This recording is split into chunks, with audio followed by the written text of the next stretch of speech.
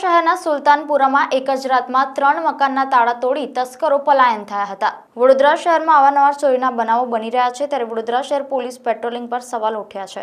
ત્યારે વડોદરા શહેર સુલતાનપુરા વિસ્તારમાં આવેલા સુરપાણેશ્વર મંદિરના ખાંચામાં ગતરોજ 2 મકાનના તસ્કરો દ્વારા તાળા તોડીને મકાનના નકુચા તોડી ઘરમાં પ્રવેશ કર્યો હતો અને મકાનમાં રહેલા સોના ચાંદીના દાગીના લઈ તસ્કરો પલાયન થઈ ગયા હતા। ત્યારે 2 દિવસ પહેલા આગળની પોળમાં પણ તસ્કરોએ મકાનને નિશાન બનાવ્યું હતું અને તસ્કરો ચોરી કરી ફરાર થઈ ગયા હતા। હવે સ્થાનિક લોકોમાં ભયનો માહોલ ઊભો થયો છે અને પોલીસ પેટ્રોલિંગ પર પણ સવાલો ઉઠ્યા છે। આ ગીચ વિસ્તારમાં વર્ષોથી રહે છે અને છેલ્લા ઘણા સમયથી ચોરીના બનાવો બનવા પામ્યા છે। આ અંગે વધુ સ્થાનિકે જણાવ્યું છે। જી, શું નામ છે આપનું અને કેટલા રૂપિયાની ચોરી થઈ? સંદીપભાઈ દરજી નામ છે। આ મકાનમાં મારું તારું તૂટ્યું છે અને 1.25 તોલાનું મંગળસૂત્ર ગયું છે મારું। ટોટલ કેટલા તાળા તૂટ્યા છે? 2 મકાનના તારા તૂટ્યા ગઈકાલ રાત્રે અને 2 દિવસ પહેલાં અમારા બાજુના મકાનનું તારું તૂટ્યું છે।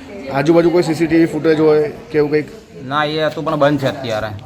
પોલીસે શું કાર્યવાહી કરી? હવે આઈને નામ લખીને ગયા છે, હવે શું કરે છે જુઓ। હવે અગાઉ પણ આપના ભાઈની ત્યાં ચોરી થઈ હતી, એમાં પણ કોઈ કાર્યવાહી હજુ સુધી થઈ નથી? કોઈ પકડાયું નથી। ગયા વર્ષે 4 વર્ષ પહેલા થઈ હતી। કેટલા ટાઈમ થયો? 3-4 વર્ષ જેવું થયું, પણ હજી એનો કોઈ પુરાવો મળ્યો નથી।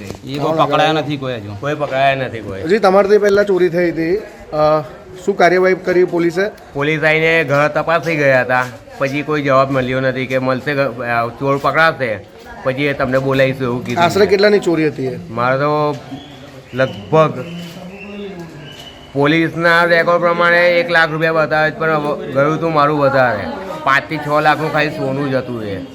ઓકે, શું નામ છે આપનું? કૌશિક દરજી।